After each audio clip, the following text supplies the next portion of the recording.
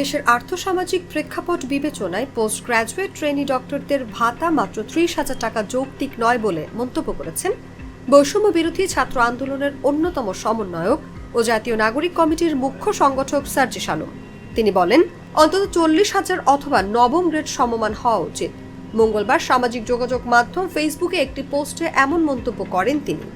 পোস্টে সার্জিস আলম আরও উল্লেখ করেন, কোথায় কখন কতটুকু ইনভেস্ট করতে হবে সেটা যতদিন আমরা না বুঝব ততদিন দেশের প্রত্যাশিত উন্নতি সম্ভব না। এই সিদ্ধান্ত প্রত্যাখ্যান করছি। এর আগে ২২ ডিসেম্বর বেতন ভাতা বৃদ্ধির দাবিতে আন্দোলনে নামেন বেসরকারি ট্রেনি চিকিৎসকরা। অবরোধ করেন শাহবাগ। পরে সার্জিসের আশ্বাসে রাজপথ ছাড়েন তারা, তবে কর্মবিরতি চালিয়ে যাওয়ার ঘোষণা দেন। দাবি মানা না হলে আবারও কঠোর কর্মসূচি দেওয়ারও হুঁশিয়ারি দেন চিকিৎসকরা।